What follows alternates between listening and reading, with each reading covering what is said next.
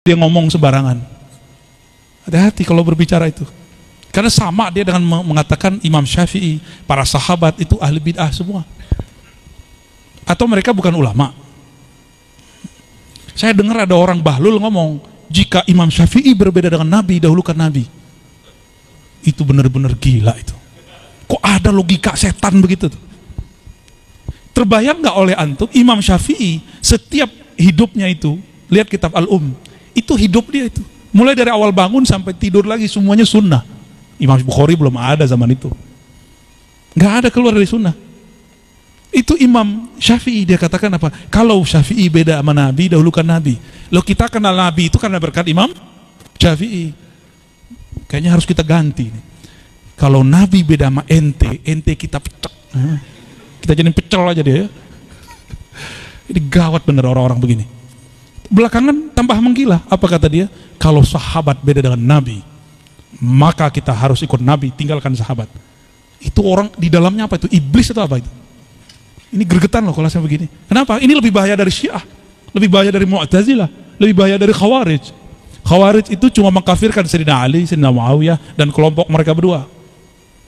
Kalau Syiah memfasikkan sahabat-sahabat besar selain Ahlul Bait.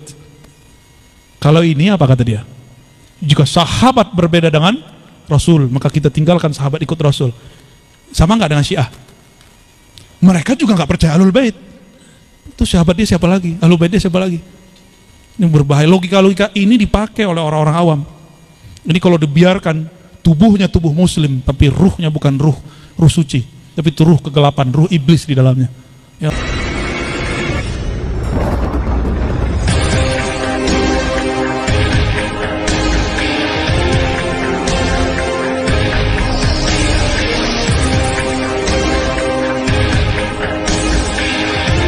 Tentang ijtihad ulama, apakah kemudian bisa diklaim bid'ah? Mulai gerah ya. Ini itu biasanya saya taruh untuk nggak kena asi di sini. Baik. Ijtihad ulama, kalau yang ijtihad antum, ya. Kalau ente yang ijtihad tuh, itu bid'ah itu. Tapi kalau Rasulullah punya pewaris disebut ulama, al ulama warasatul anbiya, ulama pewaris para nabi. Jika yang ijtihad ulama itu bukanlah bid'ah, maka kita definisikan ulang bid'ah, ya. Kita ambil imam dari imam yang anti bid'ah, Ibnu Taimiyah, ya. Saya sudah sering sebutkan ini di kajian-kajian sebelum pandemi ya, dalam kitab Iqtida' Shiratal Mustaqim, 2 jilid mujalladan. Beliau mengatakan, al bid'atu ma lam yadulla alaihi dalilun syar'i. Bid'ah itu yang tidak ada dalil syaraknya. Saya mau tanya, dalil syarak ada berapa? Syariat itu dalilnya ada berapa? Kata kawan 2 aja, Quran sama Sunnah. Nah, kayak gitu debat sama Kiai Ma'ruf ya. Dikit lagi kan berubah jadi khazin ke Amin kan. Bukan wakil ketua MUI, wakil presiden. Gimana? Kata kawan, sumber hukum cuma 2, Quran dan Sunnah. Ini kan jahil yang ngomong begini. Al-qail bihi jahilun, ya, itu yang ngomong orang jahil. Orang jahil nggak usah ditanggapin. Fa'arid anil wa'arid fa'arid wa'arid anil jahilin. Berpaling dari orang jahil, nggak usah dilayani orang begitu. Cuma masalahnya sekarang udah masuk ke YouTube, masuk ke masjid, bikin rusuh di mana-mana. Makanya beliau kemudian ngomporin saya untuk bahas itu lagi. Padahal ini pembahasan udah saya kubur sebelum pandemi. Baik. Ijtihad ulama disebut bid'ah. Abu Bakar ulama nggak? Umar ulama nggak? Mereka beda nggak? Bukhari punya kaidah sahih, Muslim punya kaidah sahih. Mereka ulama nggak? Gimana? Bid'ah nggak? Hati-hati ketika berbicara. Jadi benarlah kata Nabi di Sahih Bukhari itu, bisa jadi orang berbicara la yara ba'san, dia mengira nggak apa-apa, tapi ketika dia ngomong begitu, yahwi sab'ina kharifan, dia jatuh ke dalam neraka jahanam sab'ina kharifan, 70 kharif, 70 musim. 70 musim sana.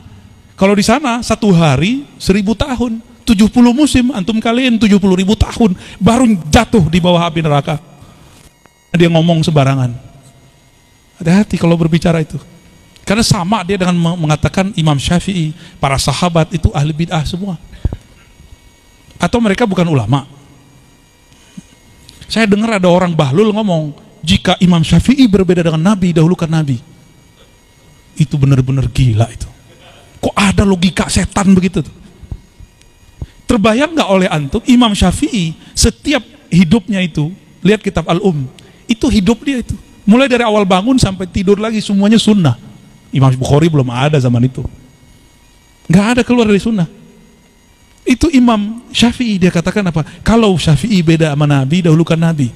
Loh, kita kenal Nabi itu karena berkat Imam Syafi'i. Kayaknya harus kita ganti. Kalau Nabi beda sama ente kita pecek. Kita jadi pecel aja dia ya. Ini gawat bener orang-orang begini.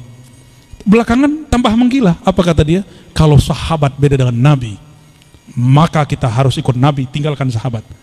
Itu orang di dalamnya apa itu? Iblis atau apa itu? Ini gregetan loh kalau saya begini. Kenapa? Ini lebih bahaya dari Syiah, lebih bahaya dari Mu'tazilah, lebih bahaya dari Khawarij. Khawarij itu cuma mengkafirkan Sayyidina Ali, Sayyidina Muawiyah, dan kelompok mereka berdua. Kalau Syiah memfasikkan sahabat-sahabat besar selain Ahlul Bait.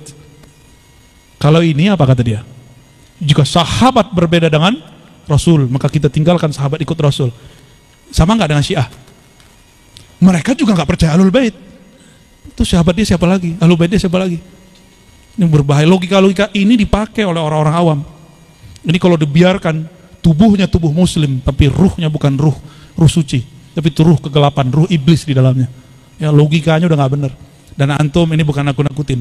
Ke depan kalau ini tidak diredam, akan tambah banyak. Maka orang-orang seperti Kiai Ma'ruf Khazin harus kita jaga benar. Ya, karena beliau serius ngurusin itu. Kalau saya udah comfort ke tasawuf. Ini dipaksa murtad lagi nih.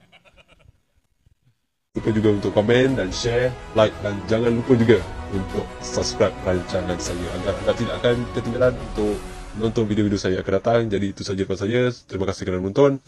Bye.